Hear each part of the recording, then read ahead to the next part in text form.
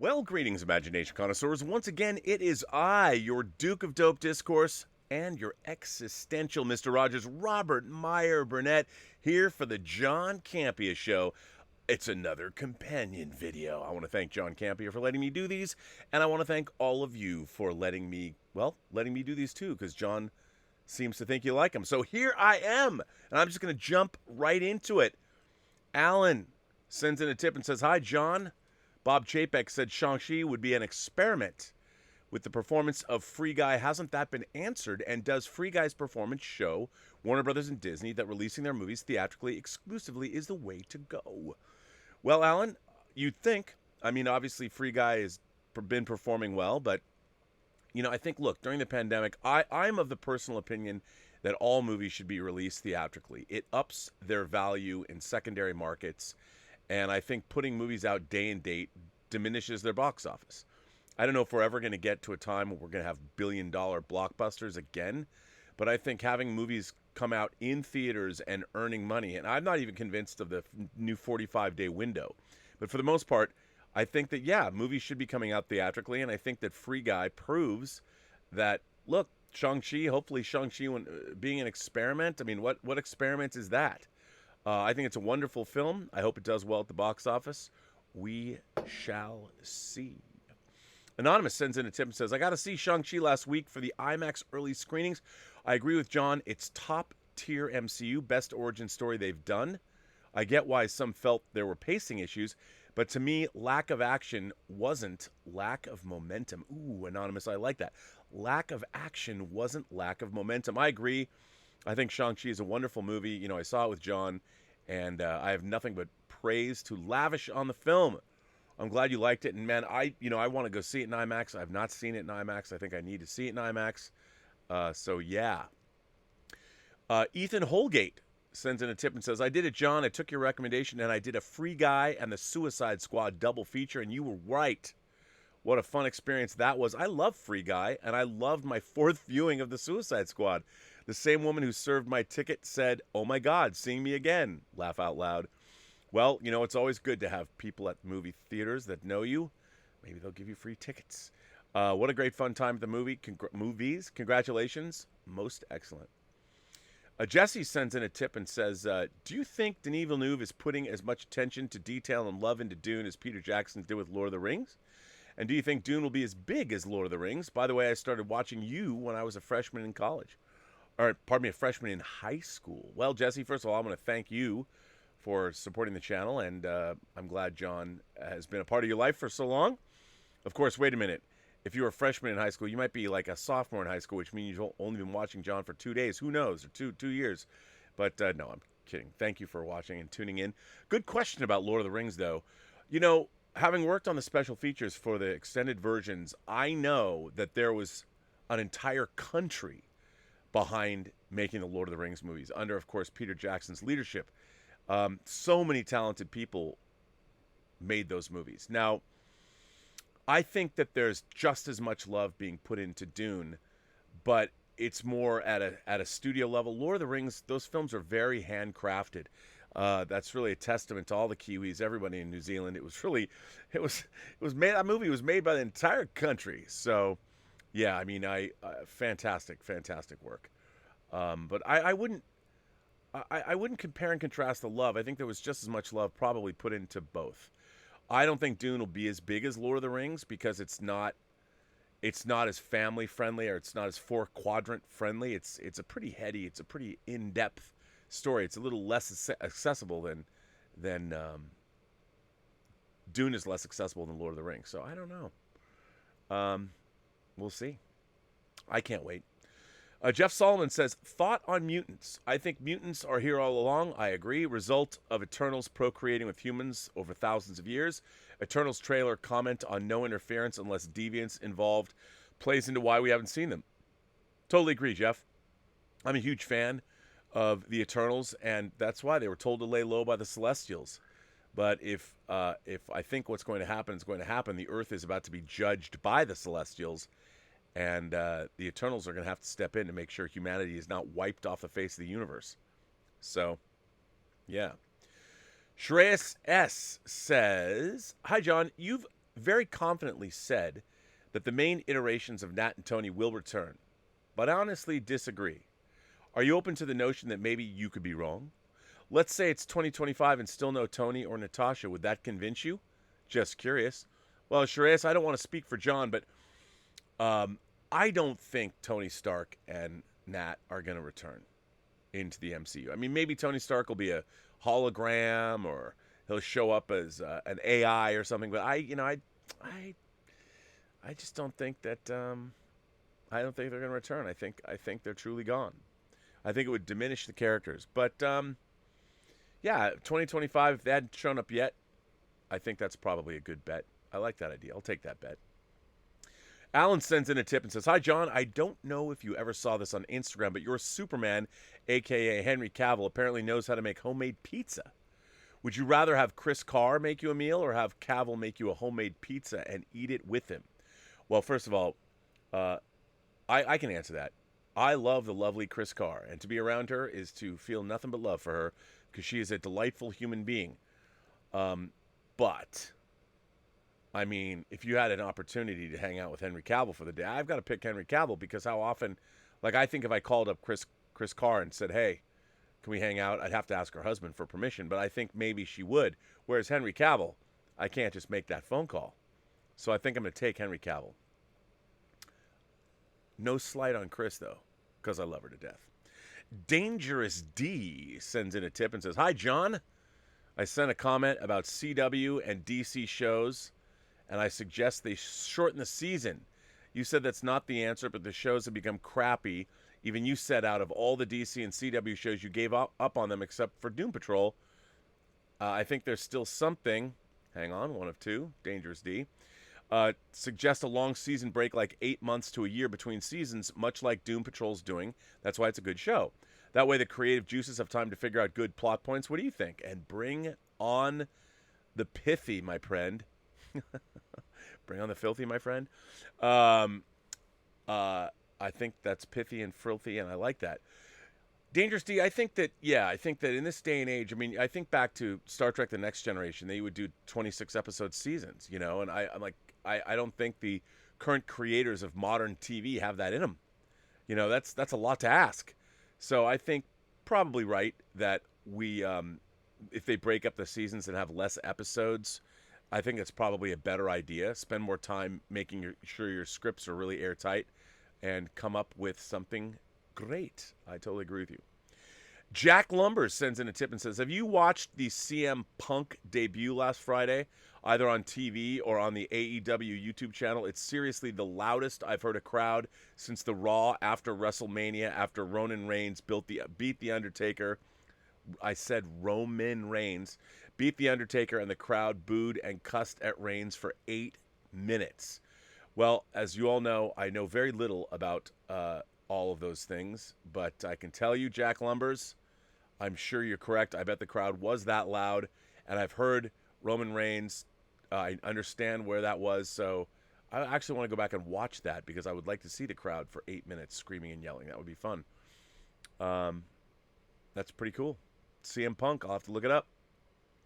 Greg says, "Tipping to show you some support again and to mention Agents of S.H.I.E.L.D. because it's funny to watch the chat tell me to let it go.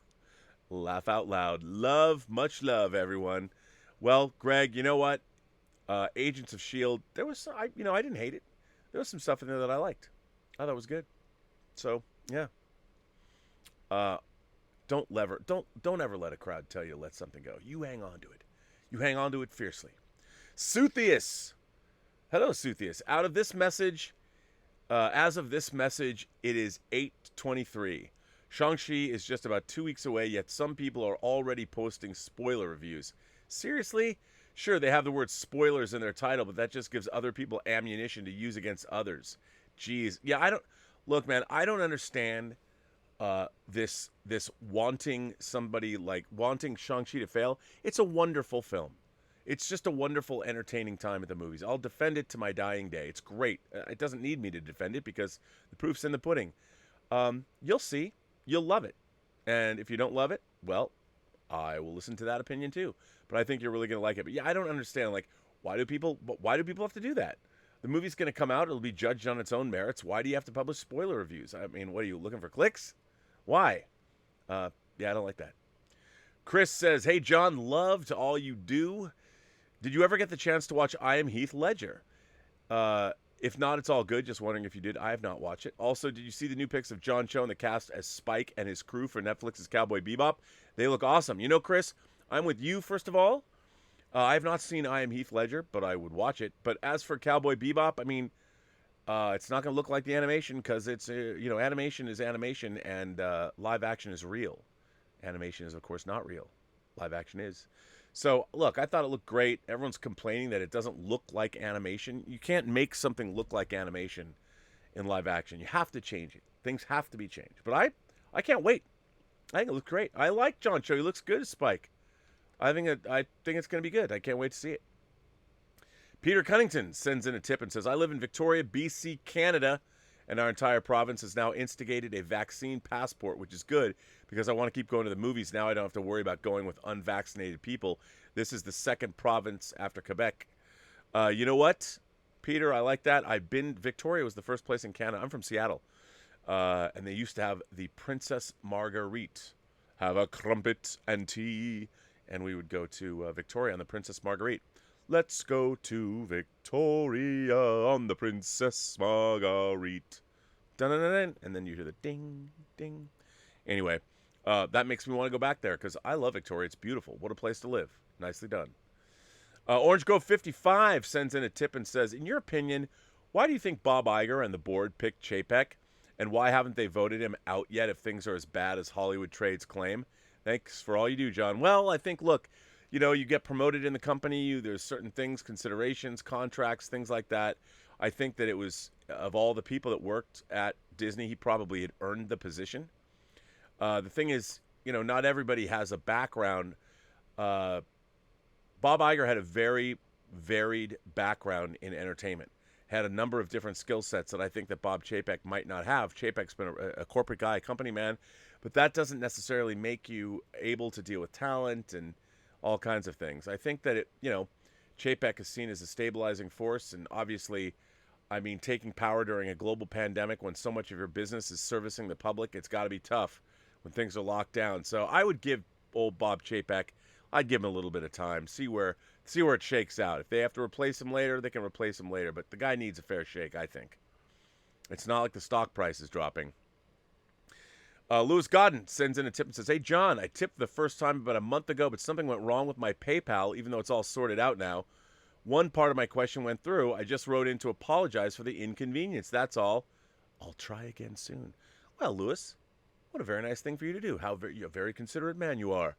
Thank you for that. And we do look forward to the next question. Hopefully, you'll ask a question when I'm actually live on the show so I can help answer it.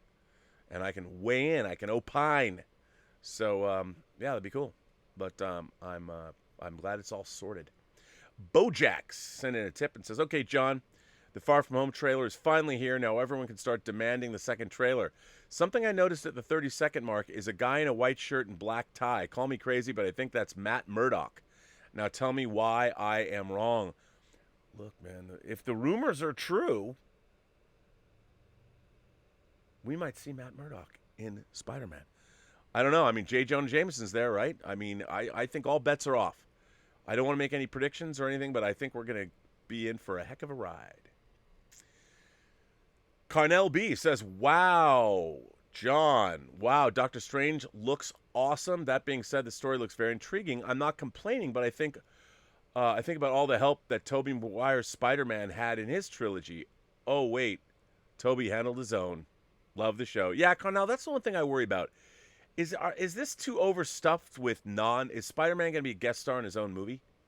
I hope not, because it kind of feels a little bit like that, but I could be wrong. Carnell B goes on to say, if Strange's spell retroactively wipes memories of Peter's identity before Mysterio's reveal, I know this is a stretch, but shouldn't Peter not have the Iron Spider suit? If now no one will have known who he is, it'd be a nice way to get him out of that suit. Could be. That's interesting. I mean, he got that suit in Infinity War. So, and that was given to him when he went off-world. And, I don't know. Maybe it depends how far back they're going to go. I'm really curious. I'm curious, but I don't know. Starscream sends in a tip and says, Ned Leeds is there. I believe it's the Hobgoblin. What are your thoughts? It could be. I mean, I don't know. I think there's a lot of misinformation. I think there's a lot of misdirection happening. Hobgoblin, Green Goblin, who's Goblin, our Goblin. I don't know, man. I don't know. I don't know if we should speculate. I don't want to be disappointed. Everyone's already saying Mephisto's in it. I'm like, come on, I'm not going down that road again, even if Mephisto does show up, because it could be a riff on One Fine Day. Who knows? Could be, though. Could be. We have to see. Ryan Lohner says, and now we see the big downside about the Ralph Boner thing that I was worried about. I'm having a very hard time getting excited about Alfred Molina now that I know there's a non-zero chance he's just Ralph's cousin Woody. Yeah, I agree, man. They're playing with us, and the movie better deliver, because whatever's percolating in No Way Home and percolating in Doctor Strange and the Multiverse of Madness, I'm expecting great things. So I just, again, I don't want Spider-Man to be a guest star in his own movie. We shall see. Yeah. Suthia says, sigh. Here we go again.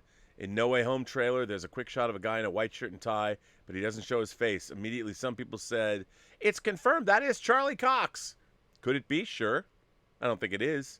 That guy's kind of pudgy. You could be right about that, Suthius, but I'm going to wait. You know what? I'm not going to speculate. I'll wait and see another trailer. We'll see. We'll see where it's going to go. I don't know. Bradley Alonso says, so where does this leave J. Jonah Jameson?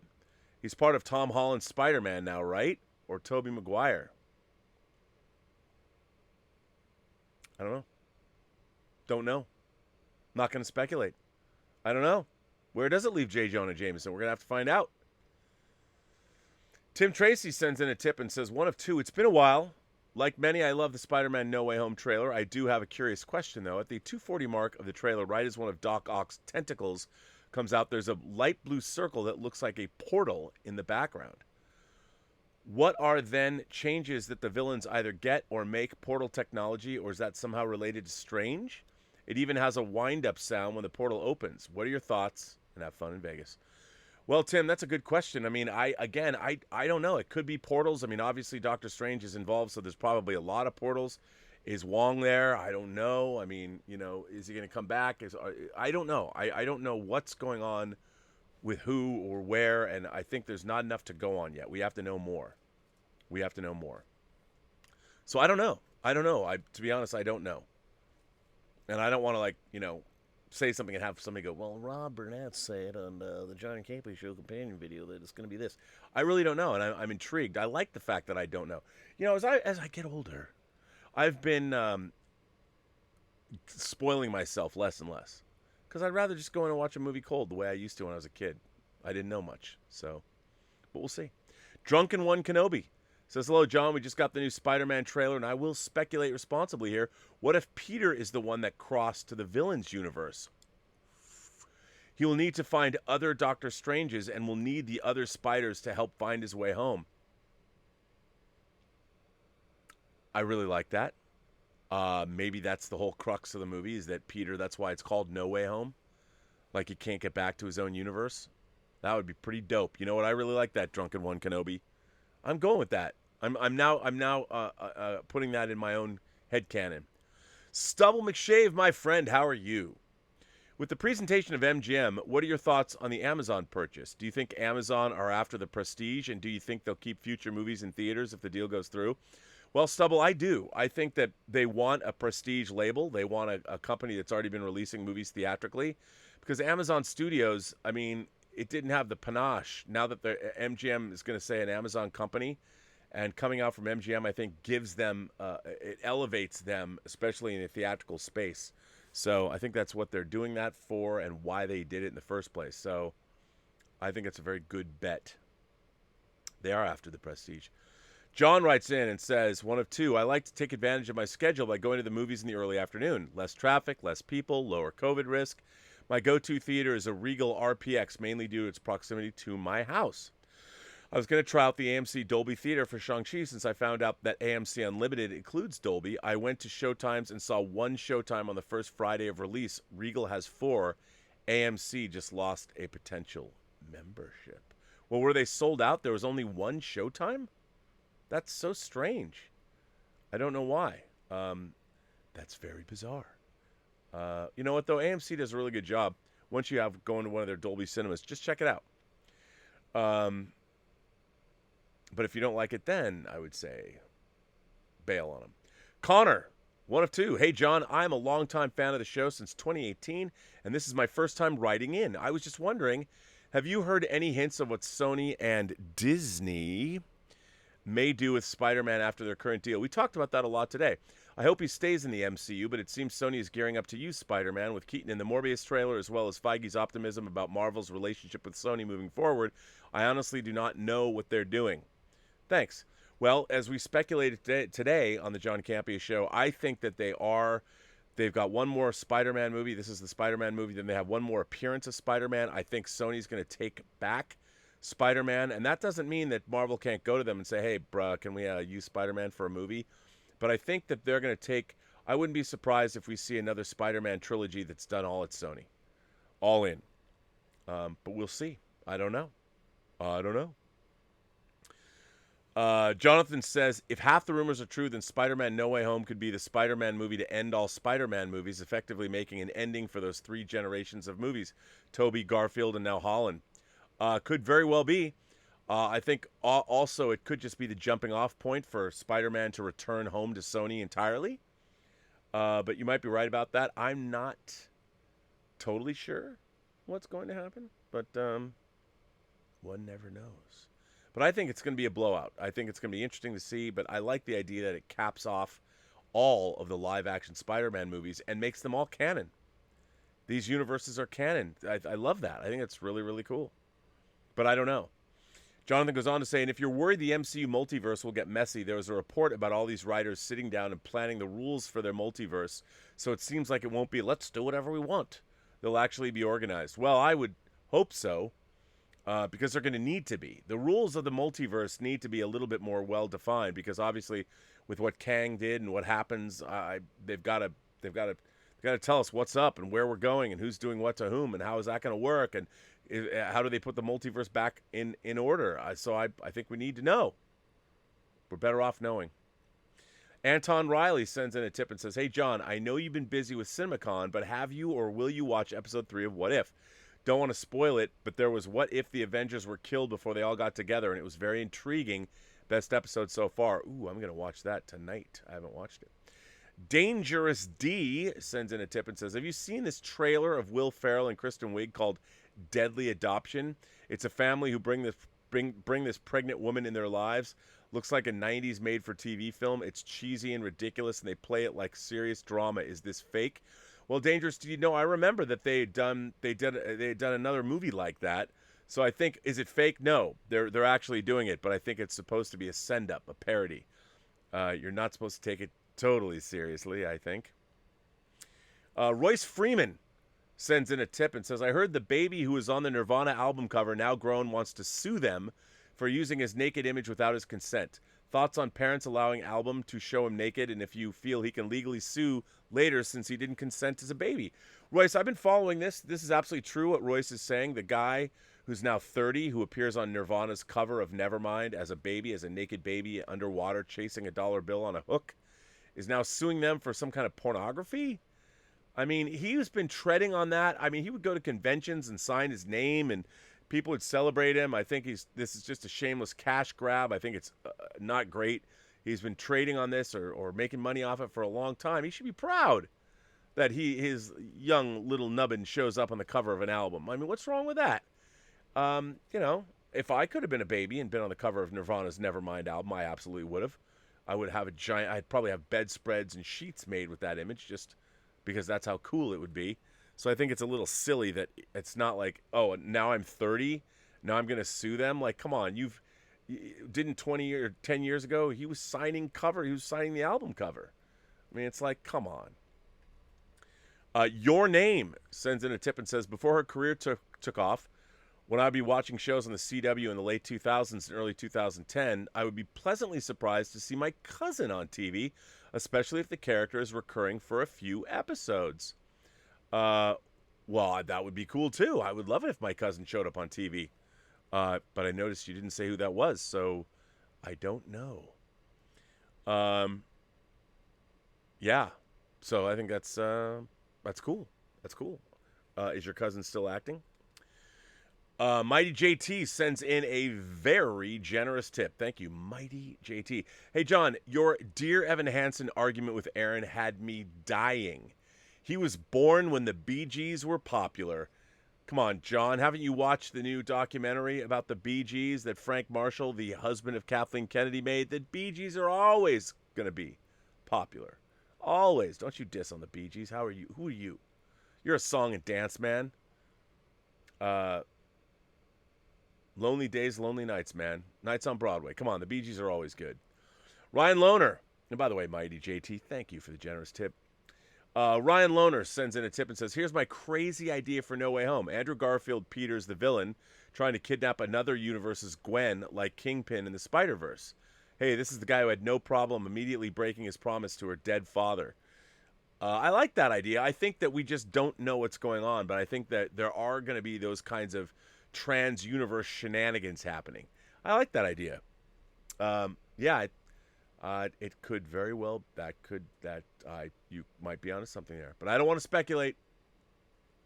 Scott Brown sends in a tip and said, absolutely love the CinemaCon coverage. I thought it was good, man. I watched all of John's and Aaron's videos. I thought it was really, really good. Absolutely love the CinemaCon coverage. Your wrap-up and breakdown shows were very entertaining, and you and Aaron were a blast to listen to. Hope you do this every year. Love the show. Well, Scott, we did do it last year. We didn't take, Aaron. It was just me and John. I'm sorry I missed it.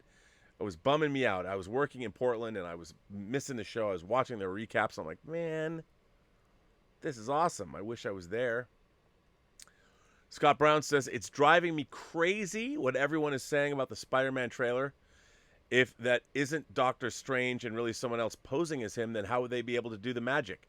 You'd have to be a sorcerer with years of knowledge and training to do it. You're right, Scott Brown. I think, why can't Doctor Strange wear a hoodie? Who knows? I don't know. But I agree with you. You can't just pick up the web slingers, or you can't pick up the spell slingers and just do it. You got to know. You got to train under the Ancient One. So I think you might be right. That's a very good logic question to address. So I'm right there with you. Jonathan sends in a tip and says, gotta admit, episode 3 of What If has the best premise so far of the show and executed really well. Starting to get used to the animation. This show is getting incrementally better. Still mostly meh, but it shows improvement. Yeah, well, I liked the T'Challa episode. But yeah, I think it's getting good. I haven't seen the 3rd episode, but I'm going to go watch it. Scott Brown says, you mentioned Belfast at CinemaCon, so I wanted to recommend 71. It's a 2014 movie starring Jack O'Connell, who plays a soldier during the riots in Belfast. It's incredibly tense with nonstop pacing, and the score is absolutely amazing, and it's free to watch on Hulu. I saw that movie, and it's great, and it is tense. I loved it, because I didn't know much about Belfast and all that. I think Americans need to know more, but it was good. I really liked it. I think you're absolutely right about that. Caleb sends in a tip and says, the top 10 most anticipated projects of 2021. 10, Benedetta. Can't wait for that. 9, The Matrix. 8, Power of the Dog. Ooh, nice. 7, Cyrano. 6, Dexter. 5, House of Gucci. 4, Last Night in Soho. That looks great. 3, Foundation. 2, No Time to Die. And 1, Dune. Do any of these stand out to you? Yeah, I would say all of them. I mean, Power of the Dog, that's a Jane Campion film. I don't know much about that. I haven't seen the trailer for it. And I don't know much about Cyrano, but everything else, House of Gucci, Ridley Scott, Dexter, can't wait. They're going to fix what they screwed up. Last Night in Soho, new Edgar Wright, Bring It On. Foundation, I read those books when I was a kid, can't wait. No Time to Die, lifelong Bond fan, I can't wait. It looks epic and great. John said the 9 minutes of footage they showed or something was amazing. And, of course, Dune, my most eagerly awaited movie of the year. Can't wait, Caleb. You have good taste, sir. Good taste.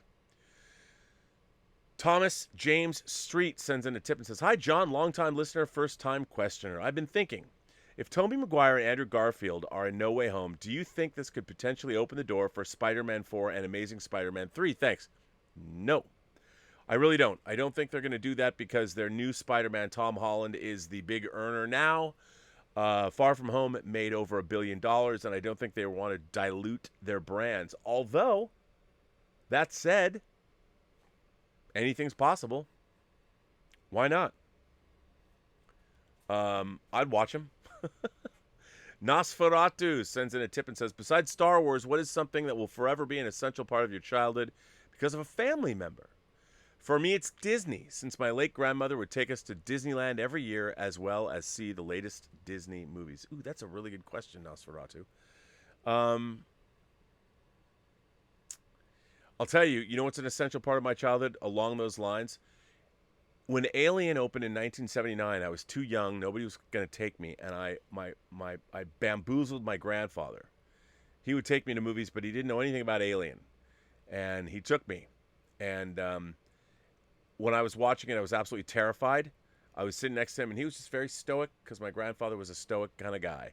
And I didn't want to show him that I was terrified, so I had to suck it up. And it was terrifying. And I'll always remember seeing Alien with my grandfather, and I could never let him know just how scared I was when we were watching it. But it was fun. A lot of fun. So it's, yeah, my Alien is forever associated with my grandfather for me. Nosferatu. Oh, I just answered that question. Nosferatu. Louis Terrasas. Hello, Louis. Hey, John, can you please hear me out and dismiss this? I think you need to give Robert his damn flowers and demonstrate that you were wrong on this prediction. Almost every other channel like yours is putting out legit information that is this phase. Feige is using Eternals and the Multiverse to set up an entry point for X-Men. You always say, why do they keep asking me about this? Because us fans love the X-Men, hello. And all the channels like yours are saying that the movies, and they're going to say they've always been here. I think they're going to say that too. I think that's why we say it, because it makes sense that we've always been here. I mean, it really kind of does. I think so. Because, you know, there's no reason why, even when the Chitauri attacked New York, you know, maybe the X-Men couldn't get it together. The attack happened over a couple hours, if that. And, you know, by then, maybe the X-Men are just on Gray Malkin Lane. You know, you never know. Xavier School's there teaching mutants. We haven't seen mutants out in public yet. Armando says, over under 20%. Toby Spider-Man says, with great power comes great responsibility to Tom Spider-Man in No Way Home. Ooh. I'm going to go over on that. I bet something like that might happen. I'm going to go over. The Sock sends in a tip and says, studios shortening the theatrical window was them playing just the tip. Them doing day and date was them going all in, no lube. Universal accepting the 17-day deal was the stupidest friend in the friend group accepting ecstasy and trying to convince the rest. Where's the Sock? Oh, okay, there. Universal accepting the 17-day deal was the stupid friend in the friend group accepting ecstasy and trying to convince the rest to do it, I guess, what you're saying. I don't know, man, if you have good ecstasy. Good MDMA. Marie Seafriend says, hey, John and crew, I just got the chance to see Minari on Amazon Prime. It is a beautiful story from A24 about Korean culture, family, the immigrant dream, and the best of rural America. Don't shy away because of the subtitles. Just a beautiful story. Thanks. Well, Marie, I've heard Minari is great, obviously, and I have yet to see it. And I totally want to catch up with it. I'll totally do that. Garden Variety Vagabond sends in a tip. John, a fun Star Wars pop quiz, which should be easy for you. What actor acted in 9 Star Wars movies and 1 series, playing 10 separate roles, and also appeared in all 8 of the Harry Potter movies, playing 4 roles, and the 3 Narnia films, playing 3 roles? Wow. I don't know. I have no idea. Garden Variety. Somebody's got to know that. I don't. What actor acted in 9 Star Wars movies and 1 series playing 10 separate roles? I don't know. And appeared in all 8 of the Harry Potter movies? I don't know. You know what? I want to do a cursory Google search so I don't look like an idiot. John, you should have figured out the pop quiz by now. Here's a related recommendation. I watched Val this weekend. Just amazing. Anyone who plans to watch Top Gun 2 should watch this first. It's on Amazon Prime. He had videotaped during every film he was in. He has amazing film of Brando, Sean Penn, Kevin Bacon, you name it. It is both heartbreaking and wonderful. It made me want to rewatch the amazing 1988 Willow, which Prime follows it with great features. Val is great. I loved Val. Yeah. Garden Variety Vagabond says, and like an Ouroboros snake, it shows Warwick Davis was also filming backstage during the filming. John, you might also enjoy the series of original trailers from the original theatrical release as well. I highly recommend both Val and Willow. I saw Willow when it first came out. Willow has a monster named after Roger Ebert and Gene Siskel, named the Ebersisk. It's the two-headed dragon. Will Yang, Willow's here. Willow says, I hadn't seen the Dear Evan Hansen trailer, but the series of fights you had with Aaron made me finally watch it. Come on, John, the lead actor isn't that old. I also appreciate that he actually looks like an everyday person rather than a model. Well, that's good, too. I agree. I think the movie looks great. You know, I can't wait. I really want to see it. Looks great. What's not to love? The Master Debater tipped and says, toxic fandom exists in music as well. For example, I posted on an an Elvis fan page site that Elvis is my third favorite singer after Elton John, U2, and the Great Big C. Suddenly I didn't belong. I'm not a real fan. Third place out of millions of singers is not good. What? WTF? I know, but you're on an Elvis fan site, and everyone's going to, like, jump in, and they're going to, like, want to defend their boy. You know how it goes. You know how it goes. It's got to go that way. Lord Genome 76 says, great streams last week. I think we can all agree that the highlight was the 2 to 3 arguments over Ben Platt in the Evan Hansen movie. I got to ask, did you two plan all that out, or was it truly spontaneous? Really funny, and you stopped before it got uncomfy. Wow, now I got to go back and... no, I thought those were hilarious. No, they don't, John doesn't plan stuff. He plans the show out. John sends out show notes, and he plans his shows. They're not haphazard, but I can't imagine they scripted that exchange. The exchange is, because it was pretty funny. Not that it can't be funny, but I mean, I think that those are genuine. I could be wrong. Maybe they're not. They look genuine to me. A Dangerous D says, hey, John, I saw a mini-doc of actor Randall Tex Cobb. He was in Kickboxer before the sport was famous, then changed to boxer. He fought L. Holmes. Ken Norton almost fought Ali. His films were my favorite. Uncommon Valor, Diggstown, Ace Ventura, Blind Fury. Isn't Tex Cobb... I mean, I remember him, and I loved him in Uncommon Valor. Was he in The Abyss? No. Am I thinking the wrong thing? Blind Fury, I mean, yeah. I'm a Randall Tex Cobb fan. So there you go. Yeah. I mean, by the way, Uncommon Valor. I saw that in the theater too when it first came out. It makes me want to watch it again. I'd love to see that documentary. Where'd you see it? Where was that documentary about Randall Tex Cobb? Reptar King says, hey, John, have you been watching Heels? I have not. It's on episode 3 now, and as a casual wrestling fan, I've really been enjoying it. A storyline reminds me of an event that happened in the WWF featuring a good Canadian kid, though. I had to order stars for it. Worth it. Yeah, but is stars worth it? I've heard Heels is actually quite good. So I've never watched it. I need to watch it. But I would definitely check that out. I don't know if I'd flip for stars, though. I mean, if I had to, probably. I guess so. Anonymous says, hey, John and guest. That'd be me. What movies can you only watch once because of content, acting, writing, etc.? Ooh, it's a good question. I will say this. I have never been able to sit through Gaspar Noé's Irreversible all the way through. There's a 10-minute protracted rape scene I can't watch. I know maybe it makes me less of a man, but I'll admit it. And that's the movie I could never get through it once. But other than that, I'll watch anything else, for the most part. There's nothing in a movie that would make, content-wise, unless it's just bad, that was just the brutalization of a woman, especially Monica Bellucci. I couldn't hang with that. It was too difficult. Reamer Bulldog sends in a tip and says, "Hey John, I got my tickets for Shang-Chi and I'm so excited for this movie, especially from all the praise it's getting.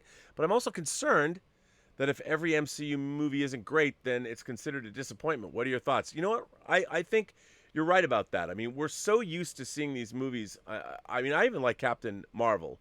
I didn't love it, but I liked it. I went and saw it like 3 times in the theater. I liked it.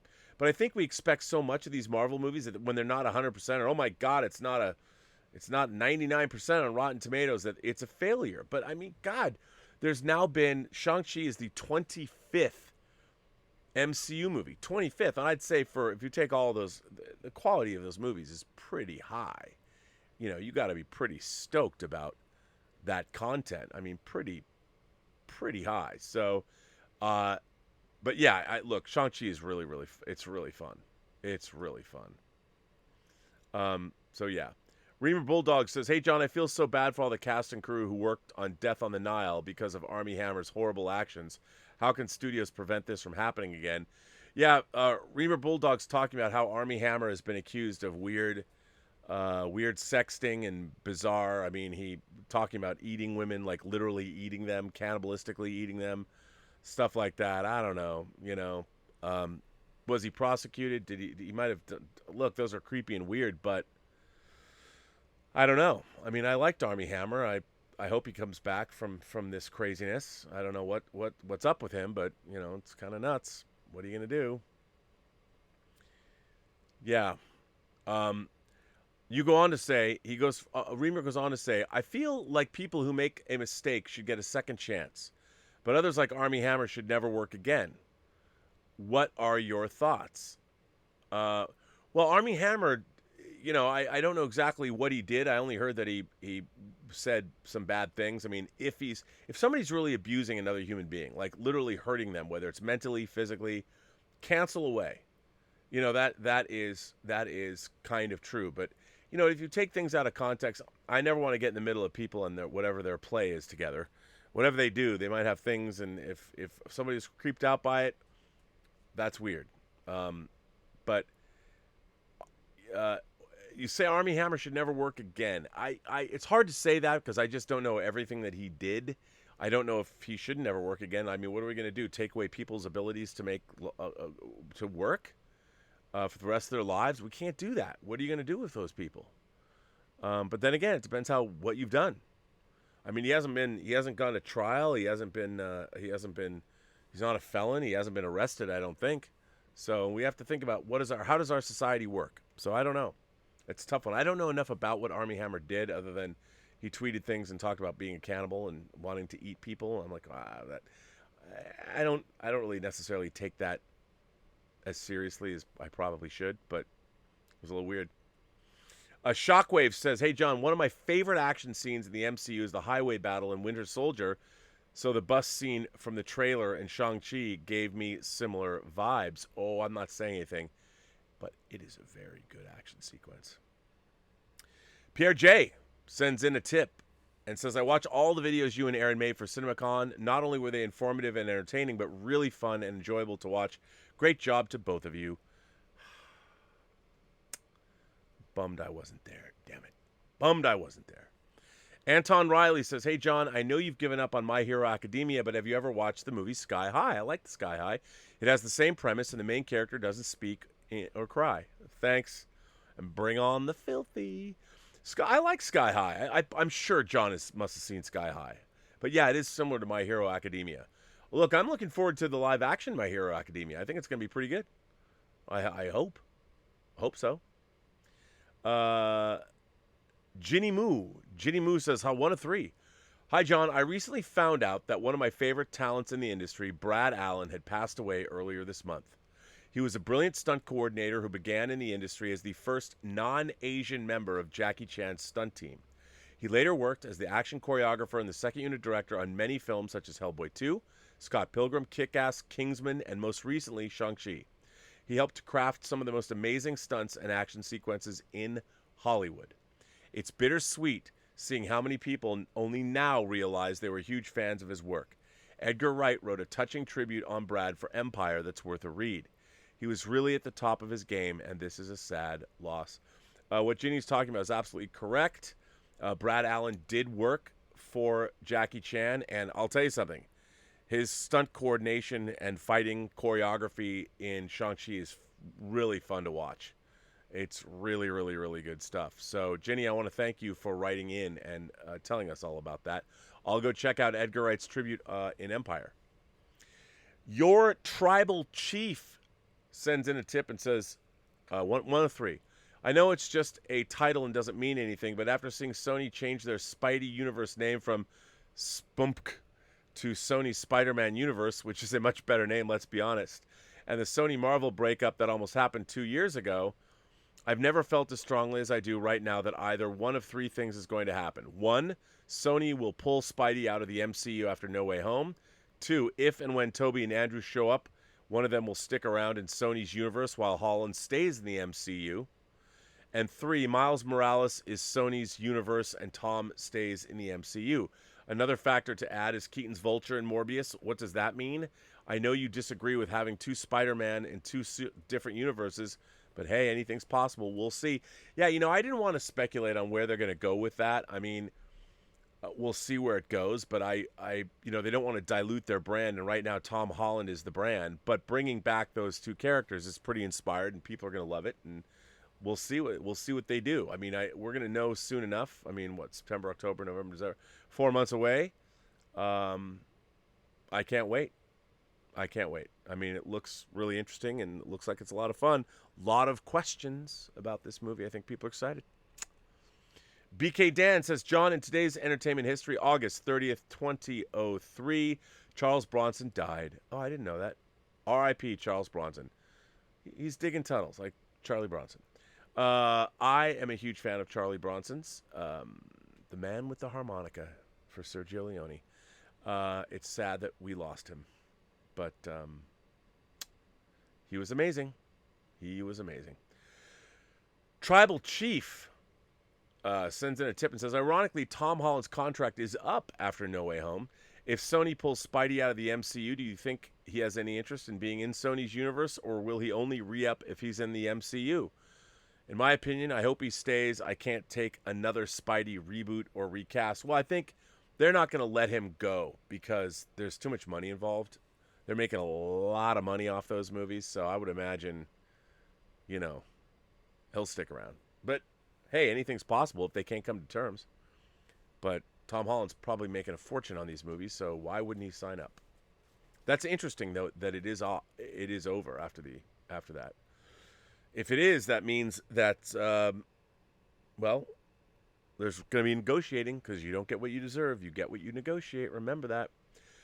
Harry Talks Movies sends in a tip and says, hey, John, I was wondering if you've been watching the new Stephen Amell show, Heels. Somebody asked that earlier. I don't know if he is. I know I haven't. If not, I highly recommend it. We're only 3 episodes in, and I'm already loving it. Well, that's good. I might have to check it out. I'm glad Stephen Amell is working. Again, I really like him as an actor, so if you like it, I bet it's good. So I'll have to check that out. Ryan Lohner says, as a child of the early 90s, my introduction to Ed Asner was as J. Jonah Jameson in the Fox Spider-Man cartoon, which I highly suspect was a big influence on J.K. Simmons' performance. It's now on Disney Plus and holds up incredibly well. R.I.P. to one of the greats. Yeah, he did. For what Ryan Lohner's saying is that Ed Asner, who passed away at 91 yesterday, he was J. Jonah Jameson and in the Fox Spider-Man cartoon. And he was great. He was also in Gargoyles, the animated Gargoyles. So he did a lot of great VO. Gabe Baker sends in a tip and says, we wondered if What If would come out this year, and its trailer finally released about a month before its premiere. With Ms. Marvel, what's the latest we can see a trailer for a possible October release in the next few weeks? How much marketing is needed? Well, that's a good question, Gabe. I've heard that Ms. Marvel might have been pushed into next year, although I don't know. I would imagine if it is coming out, we'll probably see marketing step up in. The next thing. What is the next Marvel show? Is it Ms. Marvel or is it Hawkeye?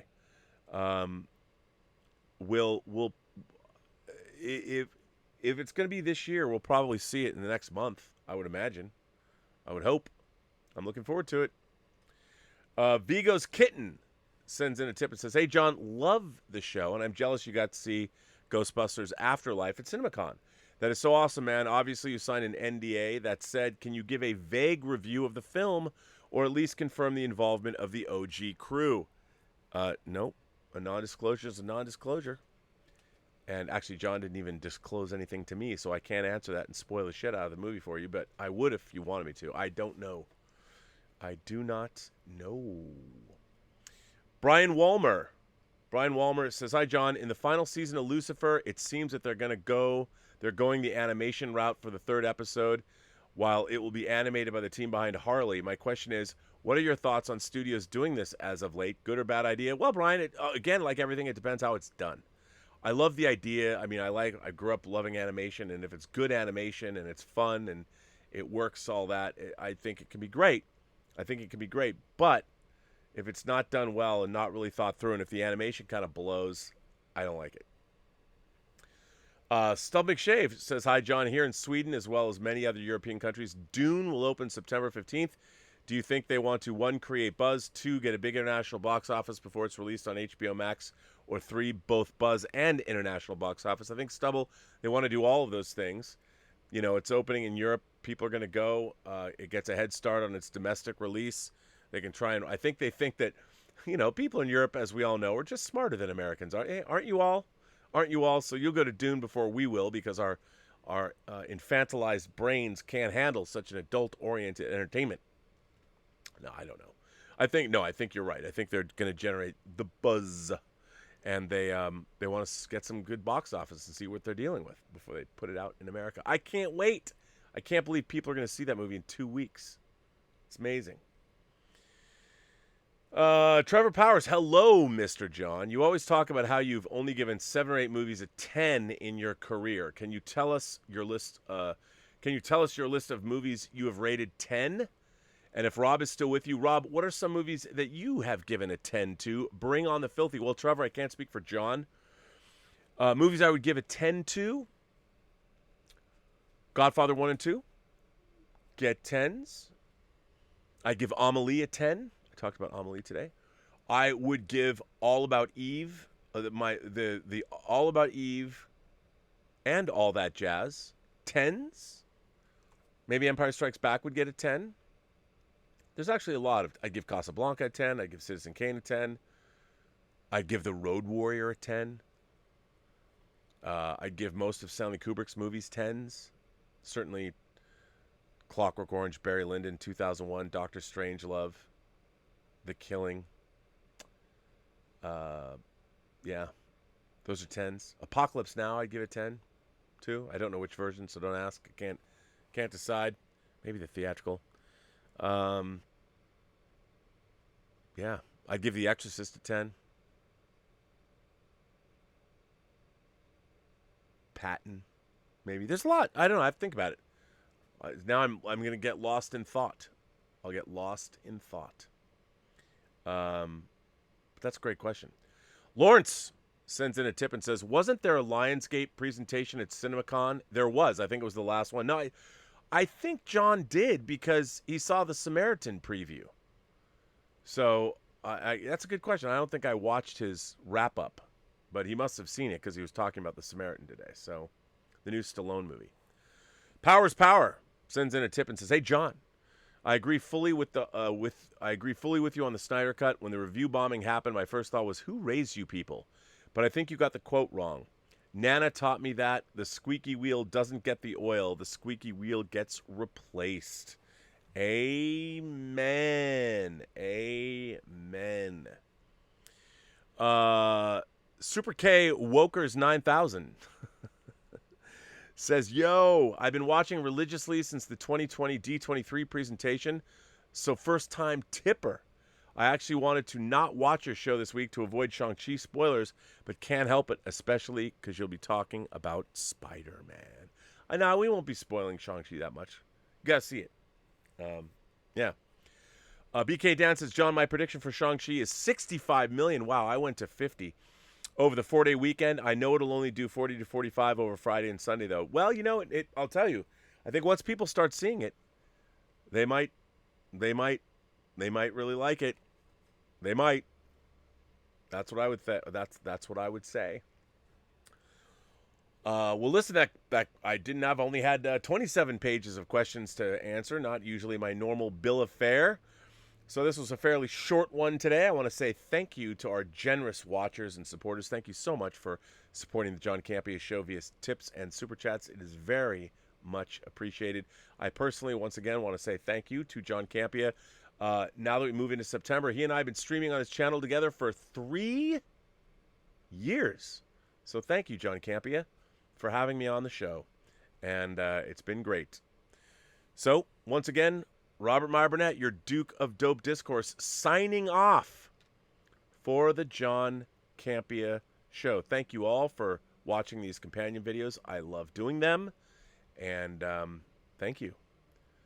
And I hope you all continue to watch the John Campea Show. You can find me on my own YouTube channel, The Burnett Work, or on social media at Burnett RM on Twitter, or Robert Meyer Burnett, or RM Burnett on Instagram. Hey man, give me a follow on Insta. I publish lots of fun stuff.